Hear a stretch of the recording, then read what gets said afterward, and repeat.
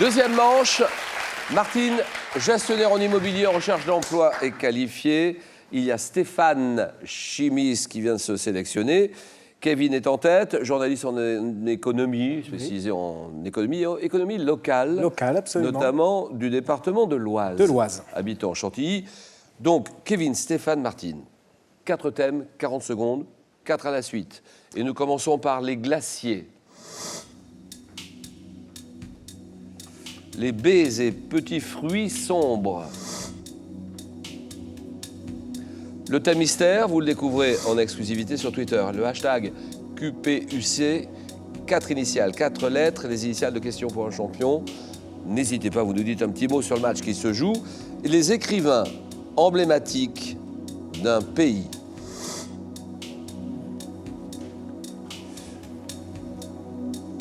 Alors, les feux sont au vert pour Kevin. Ne pas perdre ce match. Eh bien, Julien, je vais tout miser sur le thème mystère. Thème mystère. Ordinateur, nous dévoilons ce thème. Les danses de salon et de société. Pourquoi ? Les danses. Les danses. Pourquoi pas ? Oui. Vous faites partie d'un club, hein ?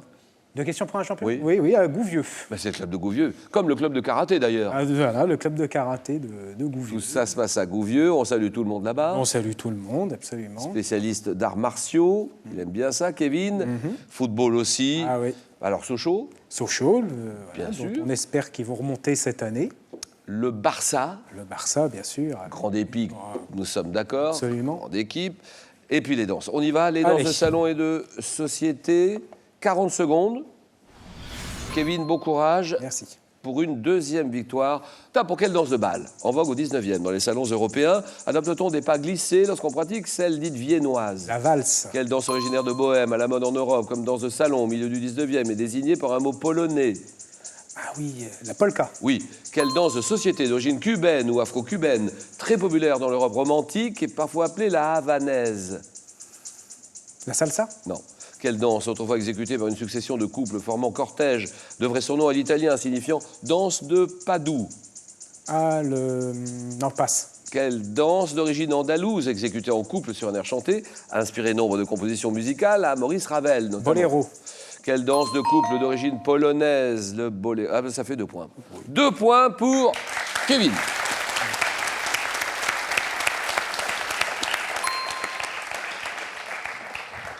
Danse, autrefois exécutée par une succession de couples formant cortège, qui devrait son nom à l'italien signifiant danse de Padoue, la pavane.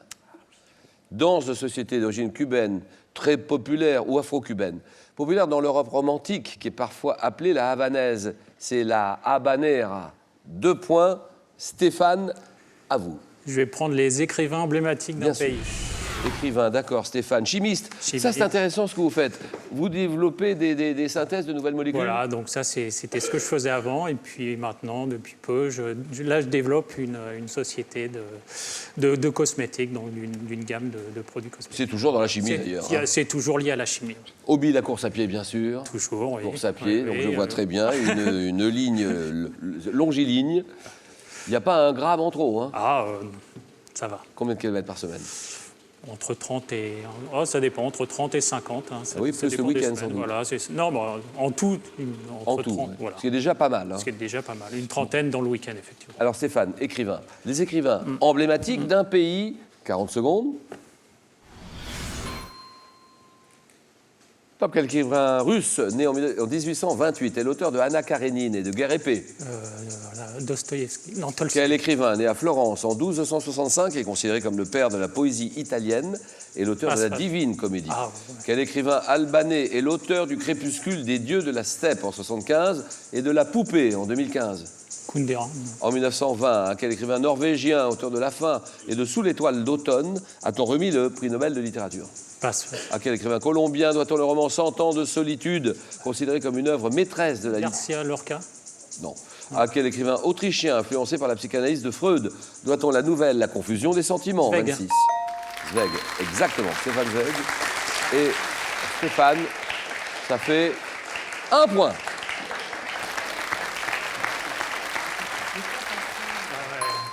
je suis. Eh ben oui, c'est dommage parce que Ouais, non, mais là, ouais, c'est. la Divine Comédie, vous l'avez. Bah oui, donc. C'est Dante. Ouais, là, j'étais- Ensuite, voyons. Ah oui, Garcia Marquez. Ouais, enfin, regarde, 100 alors ans de que- solitude, Gabriel Garcia Marquez. Un écrivain norvégien qui signe La fin, sous l'étoile d'automne, à qui on remet le prix Nobel de littérature en 1920, Hamsun. Et quel écrivain albanais signe Crépuscule des dieux de la steppe et la poupée? C'est Kadare, Ismail Kadare, un point. Martine, c'est pour vous. Je vais choisir B, les petits fruits sombres. Bien sûr, les B, les petits fruits sombres. Bon, Martine, on y va là. Responsable de gestion locative Oui. en recherche d'emploi à Nancy, disons en Lorraine. Dites-nous un petit peu ce que vous recherchez. Responsable de gestion locative. Un poste qui consiste à gérer les biens d'une personne ou d'une société pour son compte.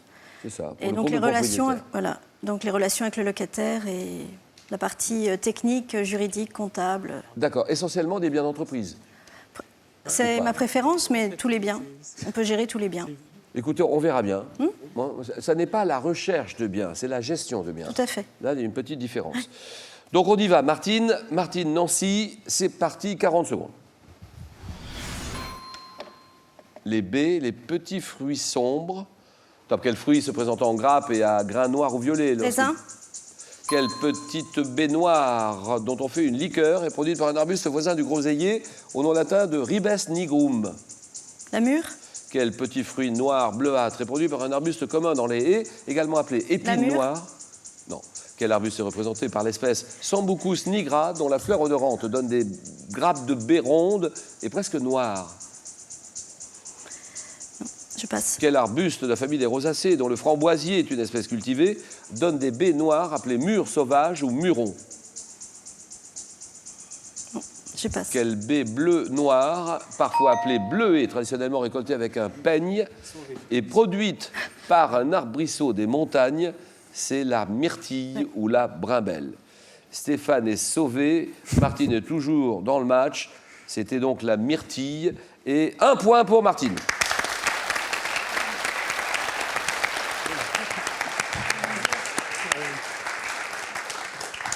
Arbuste qui donne des baies noires appelées mûres sauvages ou mûrons, c'est la ronce. Arbuste dont la fleur odorante donne des grappes de baies rondes et presque noires, c'est le sureau, sureau noir. Petit fruit noir bleuâtre appelé aussi épine noire ou prunier sauvage, la prunelle. Et petite baie noire dont on fait une liqueur produite par un arbuste voisin du groseillier, le cassis. Ah oui. Martine 1, Stéphane 1, score à 0 tous les deux. Et jeu décisif, ceci.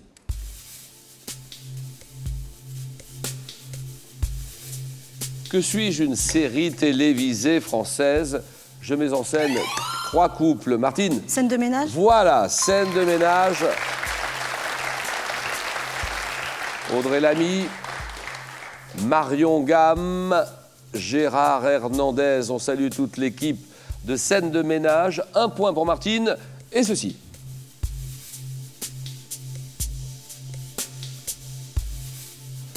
Que suis-je, une invention? Invention utilisée dans l'industrie alimentaire depuis 1911. Oui, Stéphane? La boîte de conserve. Ça, c'est non. Ayant une face brillante, je supporte parfaitement les hautes températures. Martine, non, l'aluminium, mais c'est pas ça. vous dites? Aluminium, C'est oui. Papier d'aluminium. L'aluminium, exactement. 2-0, c'est terminé, Stéphane.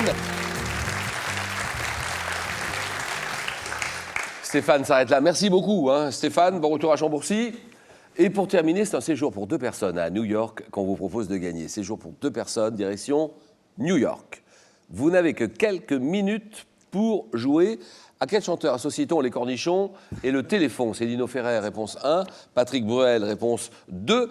32-43. Par SMS, vous tapez 1 ou 2 au 7 10 20. Tirage au sort parmi toutes les bonnes réponses. Martine est en finale. Kevin aussi va jouer pour une 2e victoire. Le match, le choc, le jeu.